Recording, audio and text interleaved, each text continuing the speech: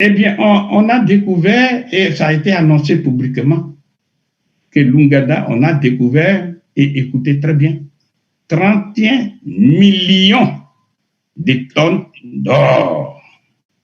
Je reprends.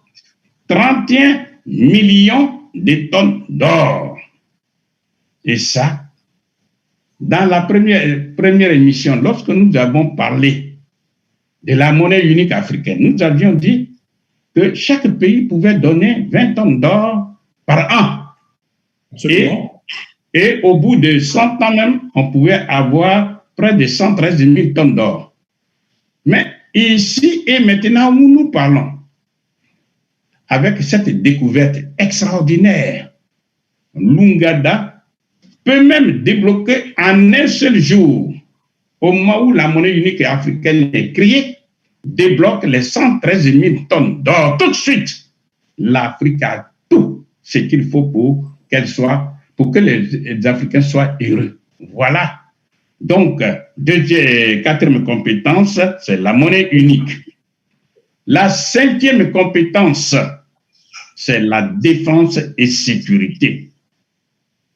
Les Africains souffrent d'un même mal, l'incapacité à se défendre.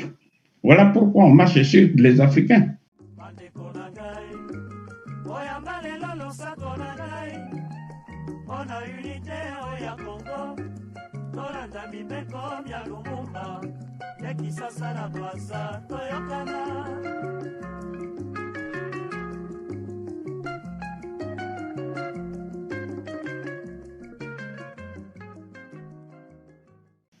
Bonjour, chers téléspectateurs, mesdames et messieurs de la Télér TV. Je suis donc Diogène Seni. J'ai le plaisir de vous revoir en compagnie, encore une fois, du professeur Nicolas Abou. Nous sommes dans notre troisième émission.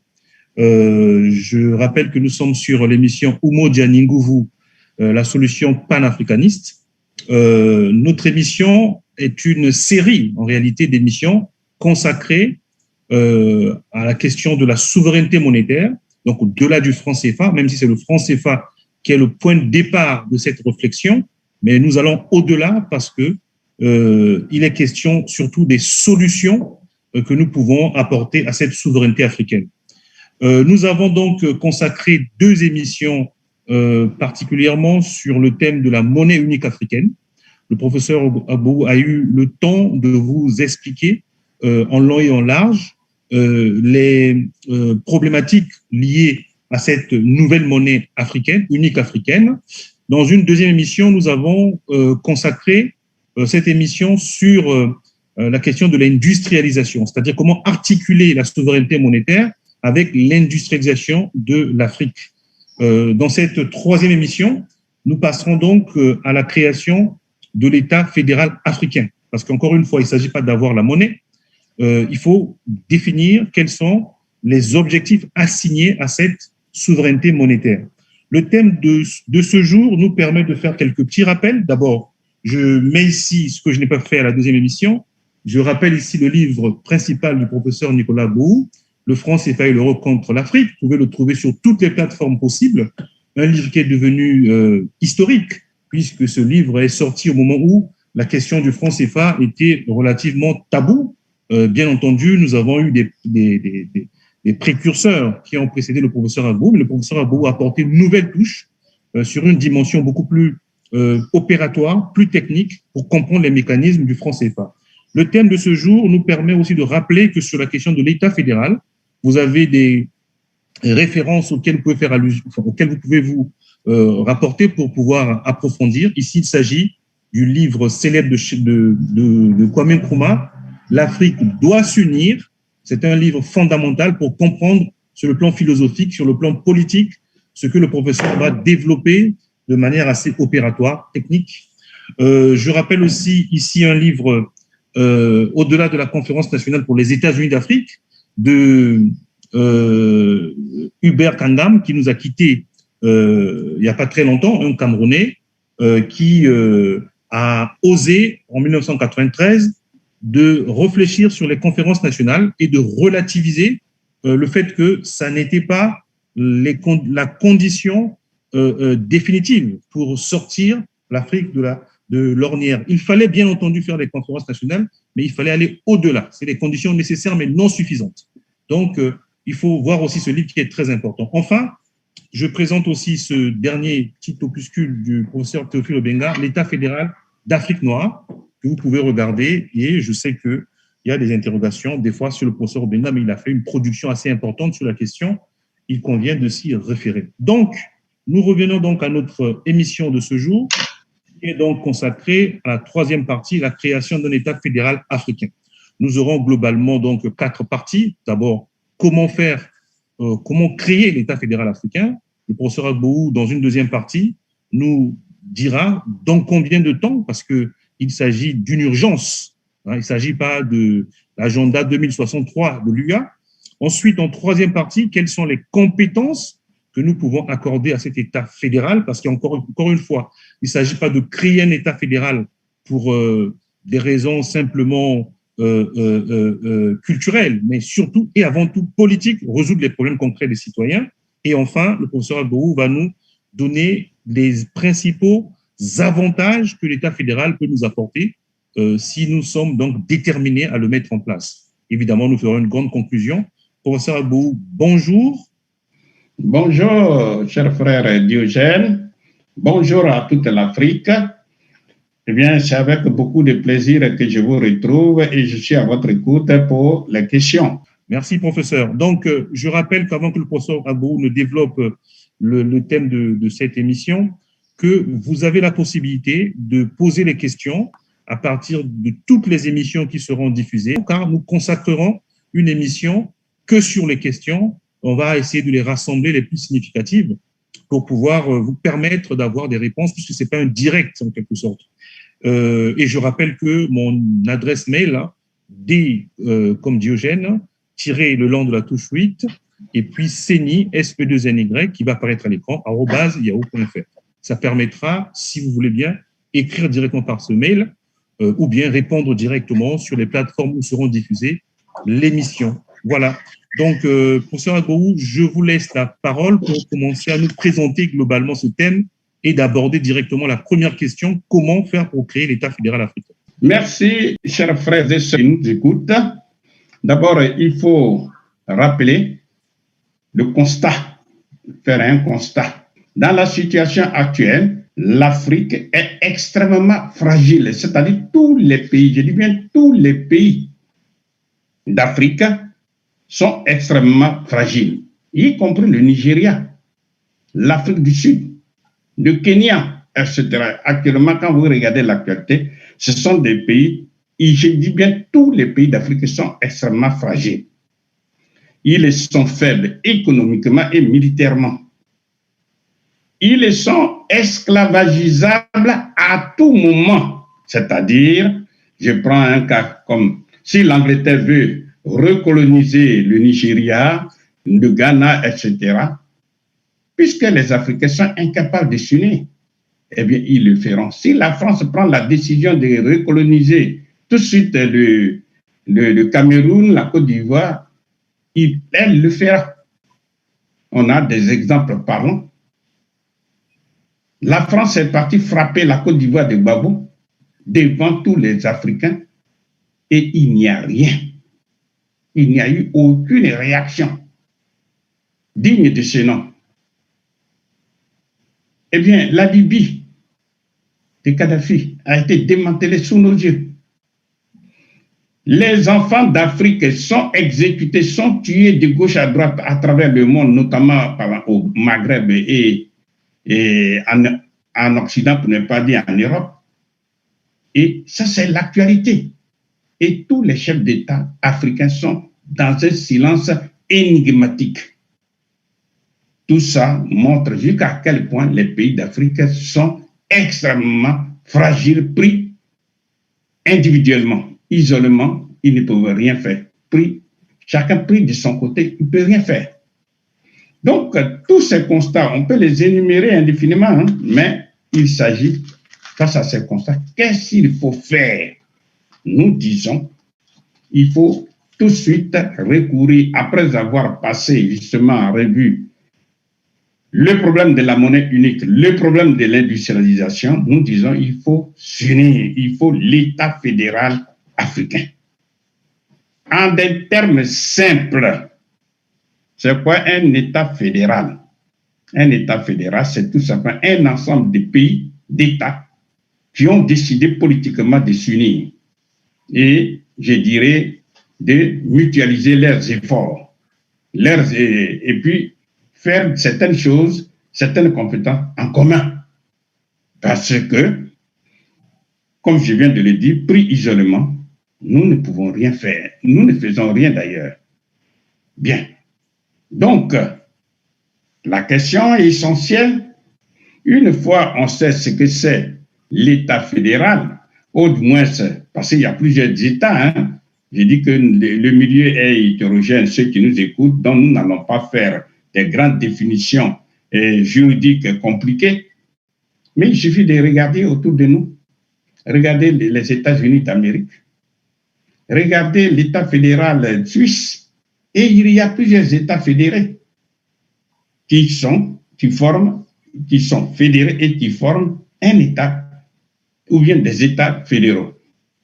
Alors, nous, pour rester très, très, très pratique, c'est de dire comment on peut faire l'État fédéral africain.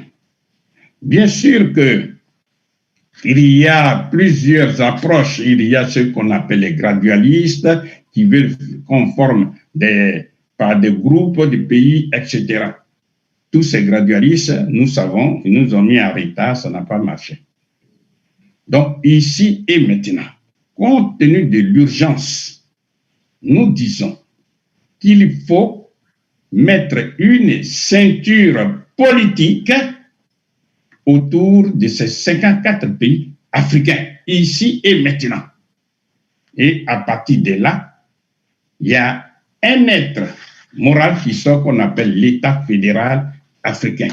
Cet État fédéral qui va se superposer aux autres pays qui existent déjà. C'est-à-dire, chaque pays existe tel qu'il est. Il a son pouvoir exécutif, son pouvoir judiciaire, son pouvoir... en tout cas, tout, il reste en place tel qu'ils sont. Seulement, on met autour d'eux une ceinture et ils forment un État fédéral. Bien. Et ceci, comment on peut arriver là? Eh bien, tout simplement, ça peut être par voie référendaire. Avant de mettre la ceinture, on fait par voie référendaire ou par voie parlementaire. C'est-à-dire, on peut utiliser dans chaque pays la voie du référendum. Mais tout ça, ça paraît compliqué. Et trop coûteux même, la voie référendaire. Donc, on va demander tout simplement aux représentants du peuple, donc par le Parlement de chaque pays, on dit prononcez-vous. Êtes-vous? Il faut que les parlementaires, au nom des peuples, des différentes populations qu'ils représentent, on va leur poser la question. Est-ce que vous êtes d'accord pour que les Africains soient unis dans un État fédéral pour des objectifs que nous allons atteindre?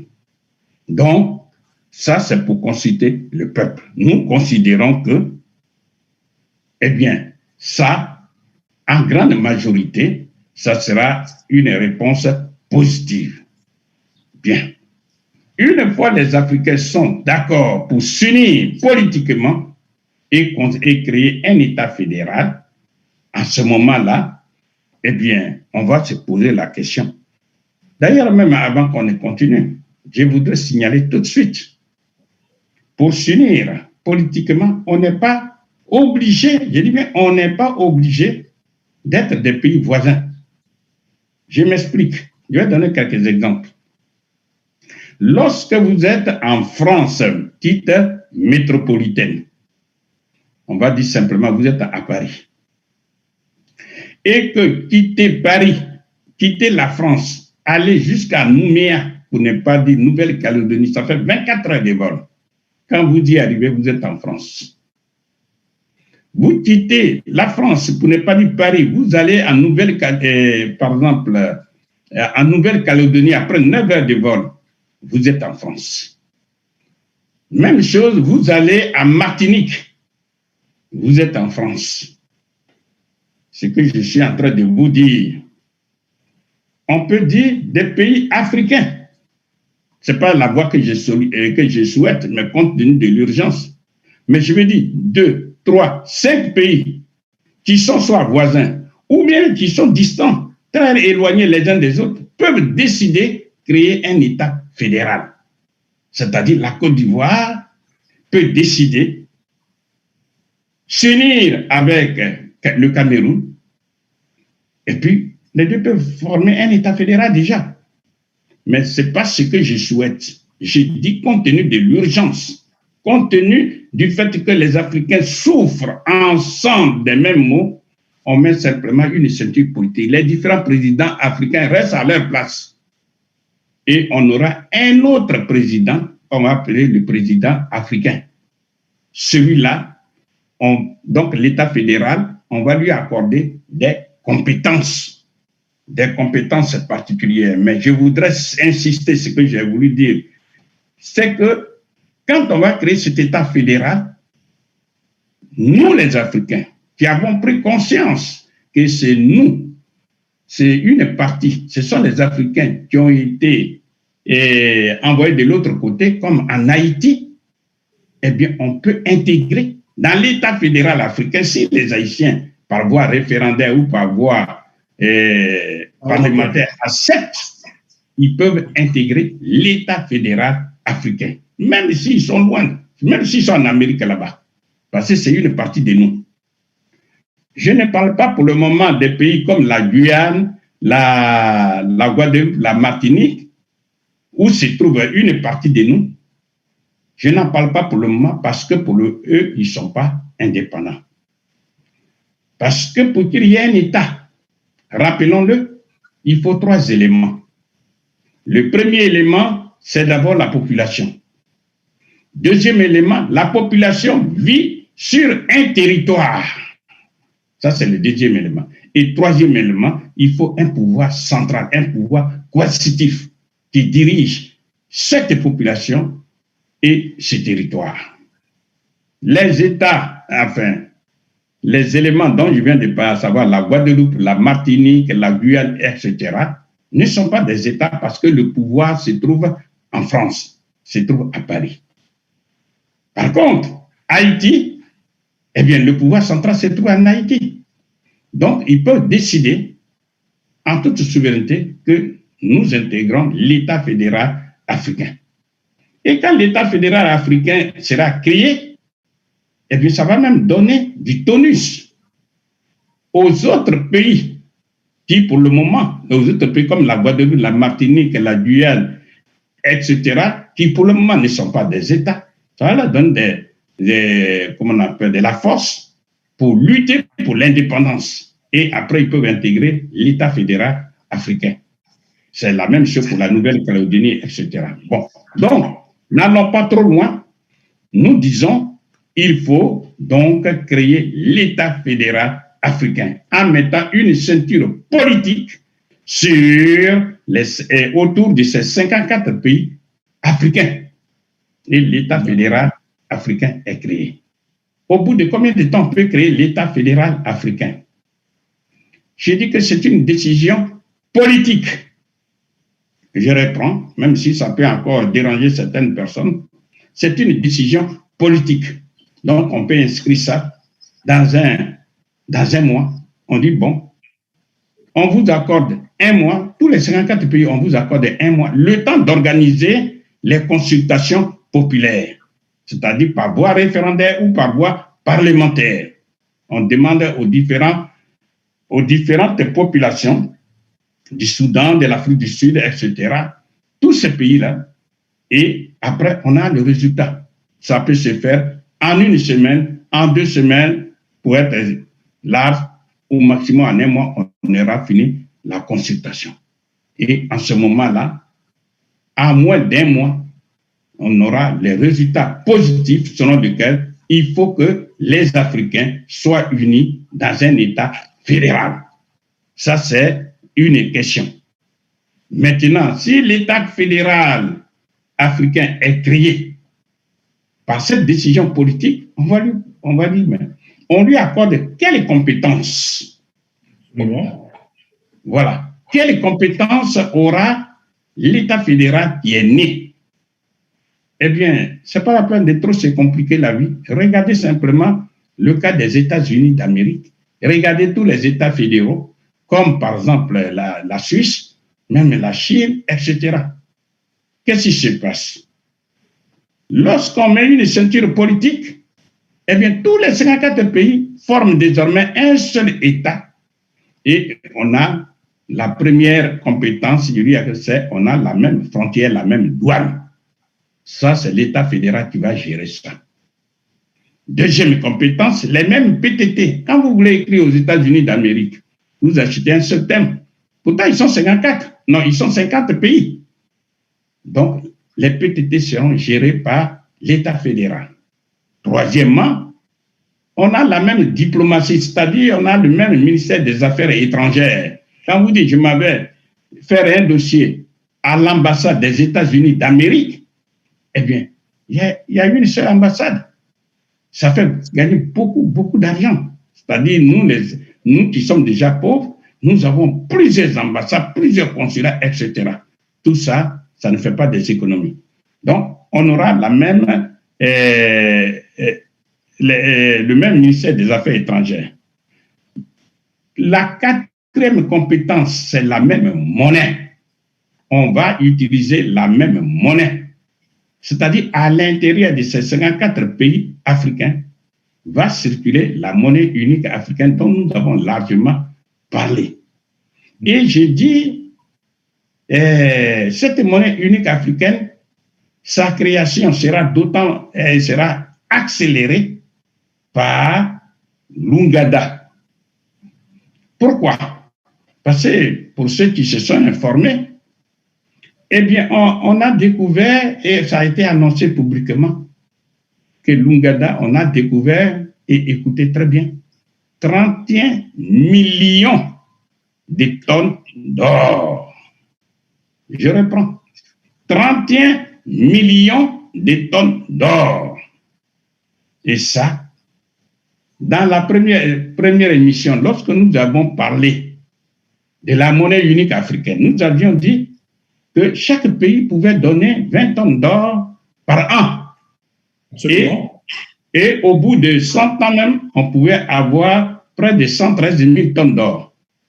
Mais ici et maintenant où nous parlons, avec cette découverte extraordinaire, l'Ouganda peut même débloquer en un seul jour, au moment où la monnaie unique africaine est créée, débloque les 113 000 tonnes d'or tout de suite. Et dit, eh bien, les autres pays, vous me remboursez à dose homéopathique les 20 tonnes ou même 10 tonnes par an jusqu'à peut-être au bout de 100 ans.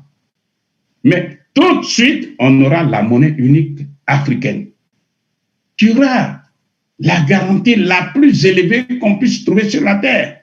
Parce que les États-Unis d'Amérique, ils n'ont que 8200 tonnes d'or. Alors si nous, on crée notre monnaie et que nous disons, notre monnaie est garantie par 113 200 tonnes d'or, pourquoi pas 120 000 tonnes d'or? Mais il n'y a pas de débat comme on dit. Vous comprenez? Donc c'est l'État fédéral africain qui va gérer ça. Nous avons dit en introduction les solutions salvatrices de l'Afrique.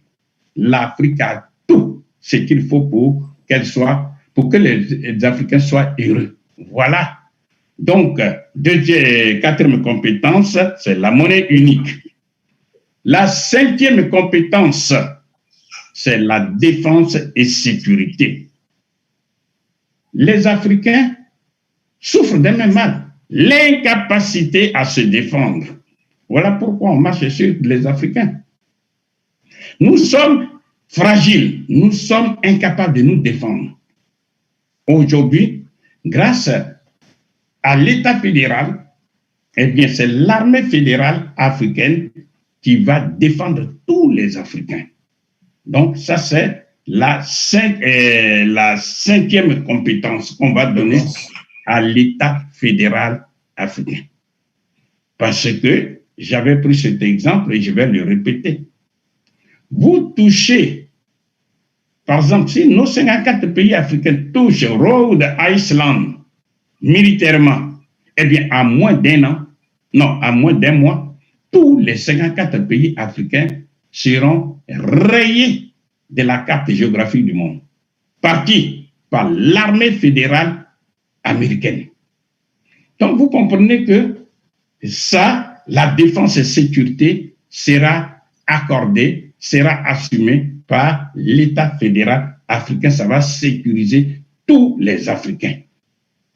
Maintenant, la sixième compétence, c'est la surveillance de l'industrialisation des économies africaines par l'État fédéral africain. C'est-à-dire, aujourd'hui, comme nous sommes émiettés, nous sommes chacun dans son coin, n'importe qui s'élève va s'enrichir en Afrique. Par exemple, je viens de parler des 31 millions de tonnes d'or qu'on a découvert en Ouganda, mais c'est une entreprise chinoise qui est en train de l'exploiter. Alors que si on a l'État fédéral africain, eh bien, toutes les richesses qui sont en Afrique, on ne pourra plus les exporter sous forme de matière brute, mais ça sera transformé sur le plan local. Un pays comme le Cameroun, on a découvert plus de 500 matières premières différentes. Mais comme il n'y a pas une soupape de sécurité, c'est-à-dire l'État fédéral n'existant pas, eh bien, le Cameroun est livré à lui-même, est en train de donner ça à vil prix à des entrepreneurs étrangers et on exporte les matières premières. Or, nous avons démontré que exporter les matières premières, c'est s'appauvrir. Donc, résumons-nous, les 6 compétences, c'est la même frontière, donc la même douane, 2, les mêmes PTT, 3, la même diplomatie, 4, la même monnaie, 5, la même défense et enfin, l'industrialisation. Voilà les 6 compétences que nous allons accorder dans un premier temps à l'État fédéral africain. Ça veut dire que chaque pays reste tel qu'il est. Il a tout. Chaque pays a tout. C'est-à-dire, en fait, il s'agit de mutualiser nos efforts pour que nous soyons forts. Donc, vous nous avez rappelé dans un premier temps déjà comment faire ou créer l'État fédéral. Cette question est souvent posée par des Africains, puisqu'ils ont eu des États qu'ils ont aujourd'hui par une imposition liée à l'histoire coloniale. Donc, on n'a pas eu, en tout cas en Afrique, une mémoire contemporaine de comment on crée des États à partir des instruments, des institutions actuelles. Vous nous l'avez rappelé, on peut passer donc par le Parlement, on peut passer par le référendum. Il faut que les Africains comprennent que ces outils-là, ils les ont à leur disposition. Deuxièmement, vous nous avez rappelé aussi, en tout cas, vous nous avez donné la réponse sur le temps nécessaire. En fait, le temps, ce n'est pas un temps extensible. Dès lors qu'on a la souveraineté, soit par le Parlement, soit par le référendum, on peut l'accélérer, le mettre rapidement, sans perdre de temps. Donc, il n'y a pas un mystère autour de ça. Enfin, nous avons donc parlé de ce qu'on appelle les compétences qu'on accorde à cet État fédéral africain. Vous nous avez rappelé les 6 compétences, je ne vais pas revenir dessus. Et je voudrais maintenant vous poser la question, quels sont les principaux avantages que l'État fédéral va apporter aux Africains par rapport à la situation actuelle? Très bien. Donc, déjà, pour répondre à cette question, nous pouvons dire d'entrée de jeu, le premier avantage incontestable, c'est la souveraineté et l'invincibilité des populations africaines. Je reprends. Si les Africains sont unis dans un État fédéral, ils vont affermir leur souveraineté et ils auront les moyens objectifs d'être invincibles sur le plan économique, sur le plan politique, sur le plan militaire. En un mot, sur tous les plans. Donc, ici, il s'agit, premièrement, de sortir de Berlin. C'est ce que nous appelons avec un néologisme la déberlinisation de l'Afrique. C'est-à-dire, à la conférence de 1884-1885, l'Afrique a été coupée en 1000 morceaux. On a fait des pays africains, une poussière d'États microscopiques incapables de se défendre les uns les autres pris individuellement. C'est dans ça que nous sommes. Il faut sortir de l'ordre colonial de Berlin. Donc, l'État fédéral a l'avantage de faire sortir les Africains de Berlin. Ça, c'est le premier avantage. Disons, ce sont les subdivisions. Quand je vous ai dit, on aura les moyens objectifs de la souveraineté réelle des Africains et les Africains auront les moyens objectifs de leur invincibilité sur tous les plans. C'est ce que je suis en train de développer. Deuxièmement, la garantie. La garantie, c'est-à-dire qu'il s'agit de garantir la survie et la sécurité des pays africains. Pourquoi? Parce que je vous ai dit il n'y a pas longtemps que chaque pays pris isolément est fragile, est faible. Les Africains sont esclavagisables à tout moment. Si nous sommes unis, eh bien, à travers l'État fédéral africain, nous allons assurer notre survie. C'est un problème existentiel. Parce que si nous ne faisons rien, tout est mis en place pour faire disparaître ces États, pour faire disparaître les Africains du continent. Donc, la survie même des Africains est menacée. Et il faut absolument se donner les moyens. Et c'est l'État fédéral qui va donner ces moyens-là aux Africains. Et je peux reprendre. On a vu de nos propres yeux comment la France, avec l'accord des autres pays occidentaux, dont les États-Unis d'Amérique, eh bien, est partie frapper la Côte d'Ivoire de Gbagbo. Et puis, il n'y a rien. Les Occidentaux, ils sont partis en Libye. Ils ont démantelé toute l'économie de la Libye. Ils ont tué Kadhafi et puis il n'y a rien. Aujourd'hui, ils viennent en Afrique à travers ce thème selon lequel il y a les djihadistes, il y a les terroristes, tout ça. Mais tout ça, c'est pour tout simplement le temps, au moment où les Africains vont se rendre compte, il sera trop tard. Les armées qui sont en Afrique, ce sont des armées d'occupation. Il ne faut pas avoir peur de dire cela. Et les Africains passent plus de temps à financer des armées d'occupation plutôt qu'à se développer. Avec l'État fédéral africain, on va faire disparaître du continent toutes ces armées-là. C'est ça. Parce que quand nous sommes pris isolément, nous ne pouvons rien, nous n'avons pas la force. Le Mali a pu faire partie tout récemment, l'armée Barkhane, etc. C'est parce que le Mali s'est appuyé sur l'aide de la Russie. Et le moment, l'heure d'aujourd'hui, là, nous est donnée pour que les Africains puissent véritablement s'unir et se donner les moyens objectifs de leur existence. Ensuite, n'oublions pas, quand nous voyons l'OTAN avec la guerre en Ukraine, vous voyez avec quelle célérité les Européens s'unissent, revitalisent leur OTAN pour aller faire la guerre ailleurs. Et ils nous ont déjà avertis. Ils feront même la guerre au Mali, sinon en Afrique. Donc, c'est aux Africains, face à ces dangers-là, de comprendre qu'il est plus que jamais urgent de s'unir. Ensuite, sur le plan économique, il faut revitaliser la ZELCA, la zone de libre-échange du continent africain. c'est bien l'État fédéral qui va revitaliser cette zone de libre-échange du continent africain. Parce que l'État fédéral qui gère la monnaie unique africaine aura les moyens pour pouvoir financer tout ça, désenclaver les pays africains, etc.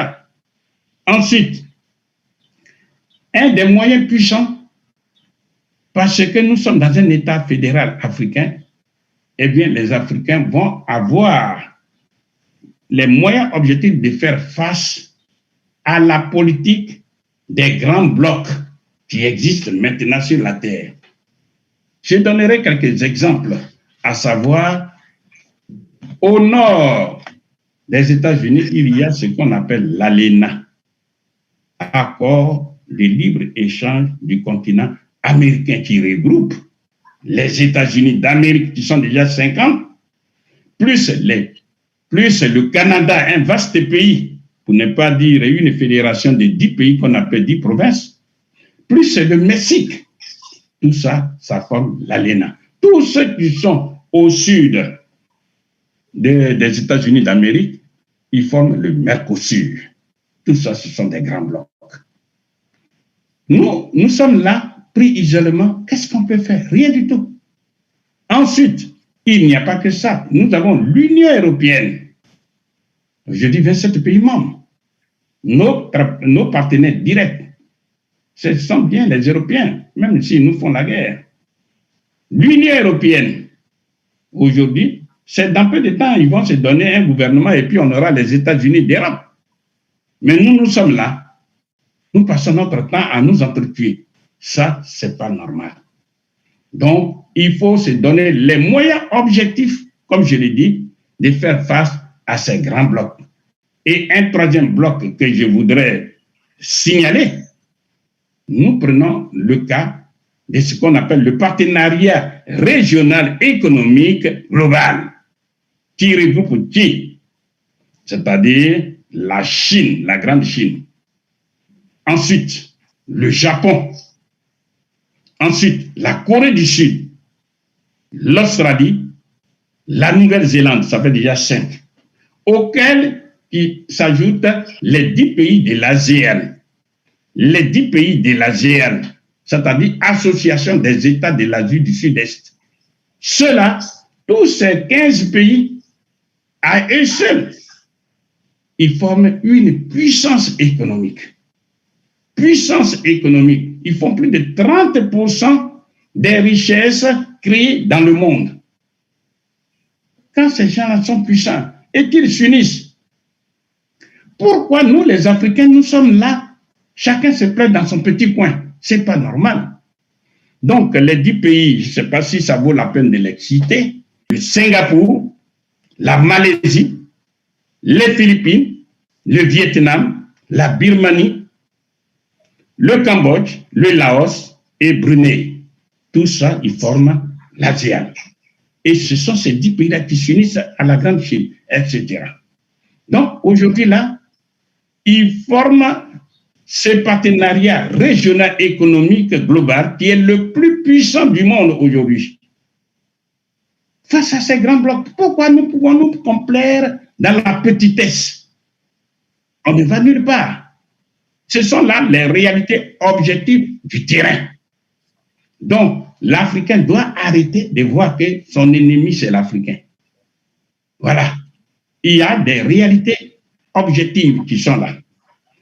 Et un cinquième avantage, c'est accélérer l'industrialisation et le développement global des Africains à travers l'État fédéral africain, puisque nous avons reconnu, nous donnons une compétence, une des compétences, des 6 compétences, que l'État fédéral a la compétence de surveiller l'industrialisation, c'est-à-dire la transformation en Afrique de toutes les matières premières agricoles, minières, minérales et énergétiques en des produits finis qui génèrent de la richesse qu'on appelle les valeurs ajoutées.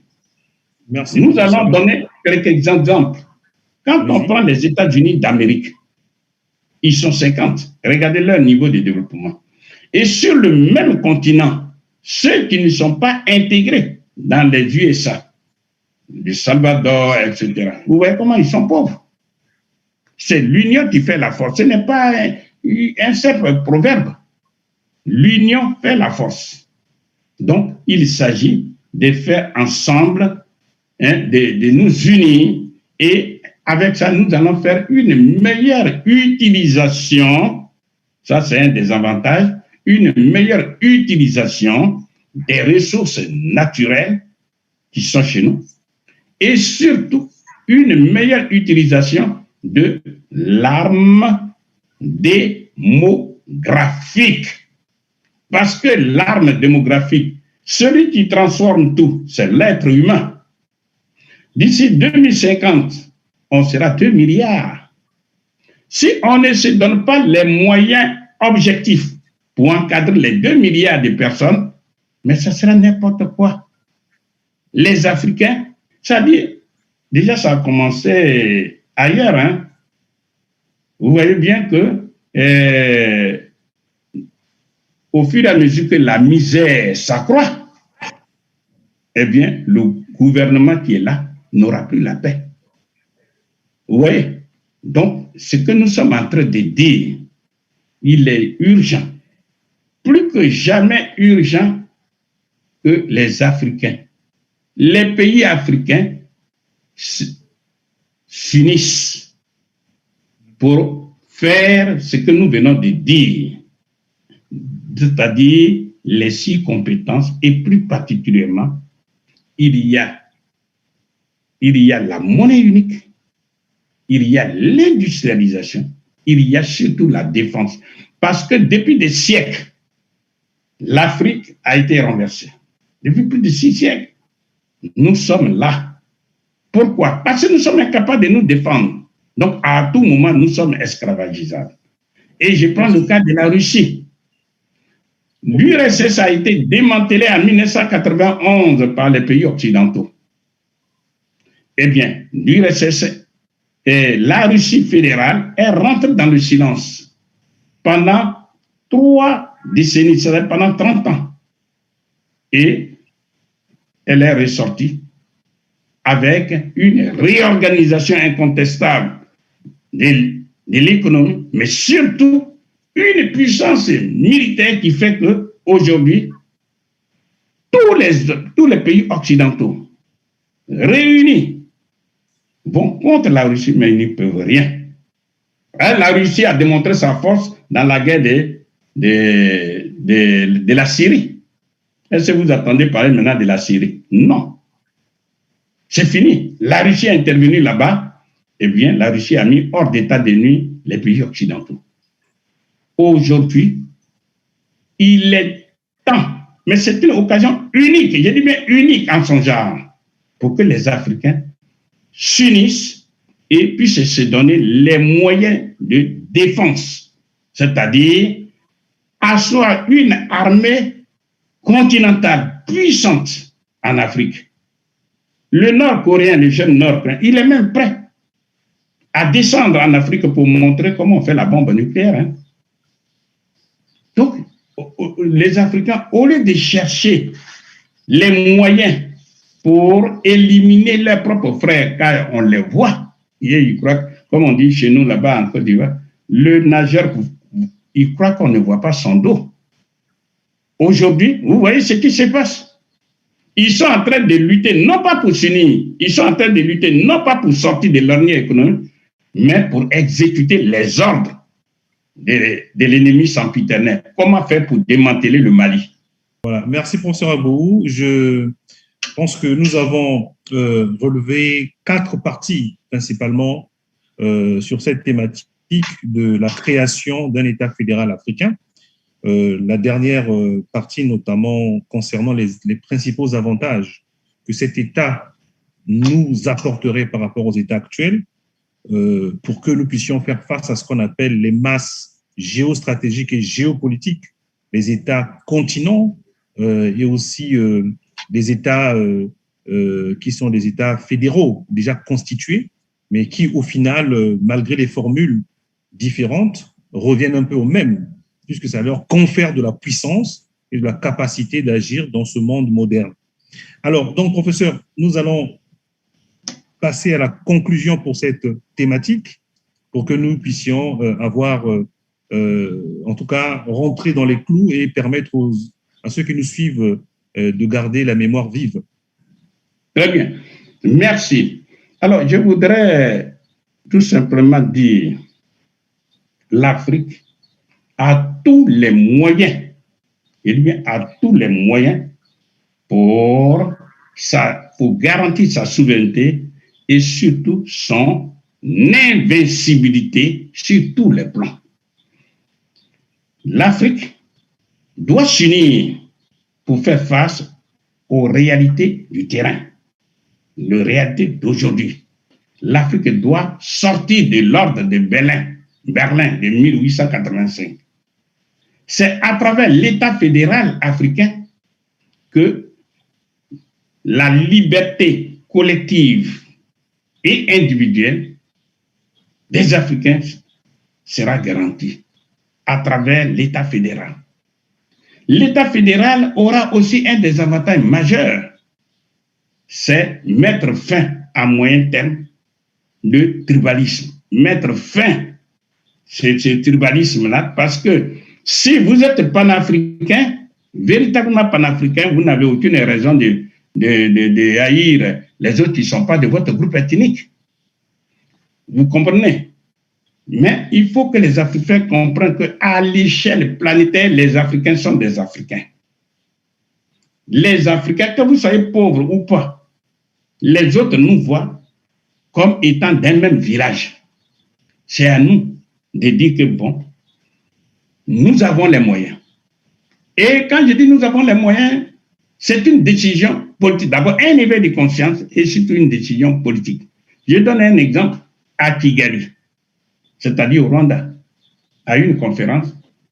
Eh bien, ils ont dit, par exemple, Paul Kagame a dit, celui qui a le passeport africain d'un pays africain peut aller au Rwanda sans visa.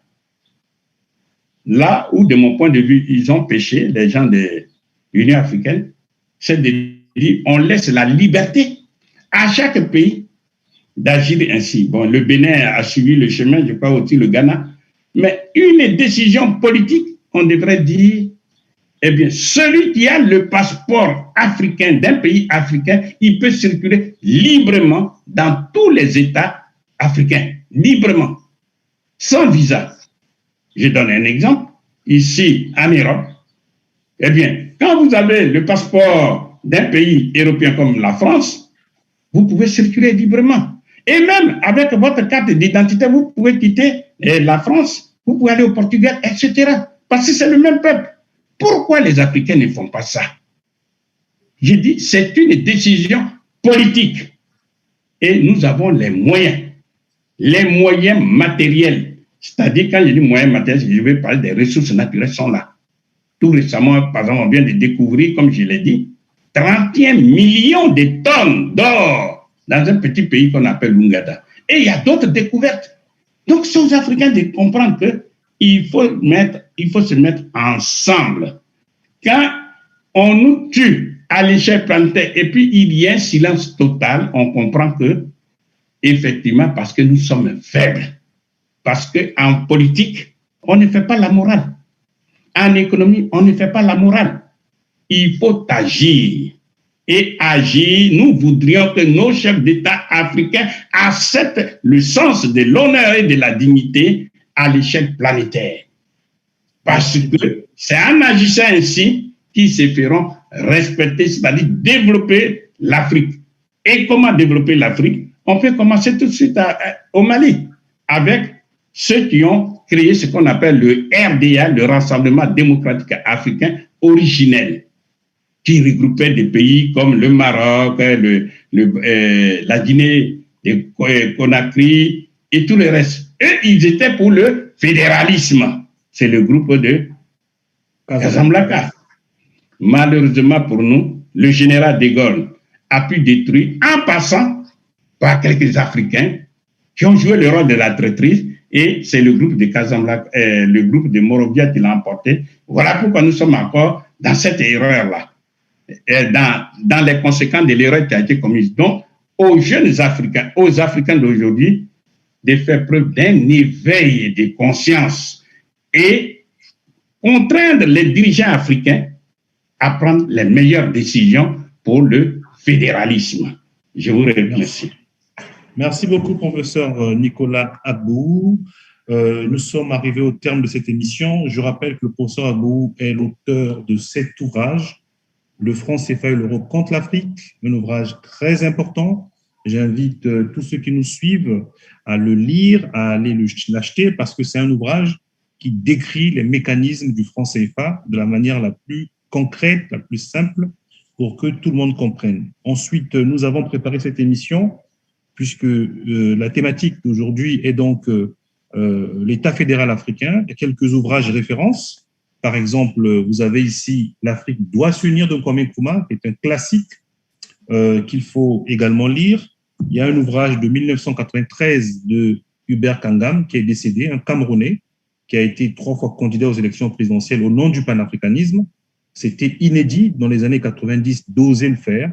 Ce livre s'intitule donc Au-delà de la conférence nationale pour les États-Unis d'Afrique. Hubert Kangam vient de nous quitter et je pense que quand les jeunes Africains se mobilisent aujourd'hui sur la question du panafricanisme sur tout le continent, on doit rendre hommage à ce précurseur qui a remis le panafricanisme au cœur des débats politiques dans les années 90, mais il était tout seul. Hélas, il n'y avait pas cette masse qui pouvait reprendre le flambeau.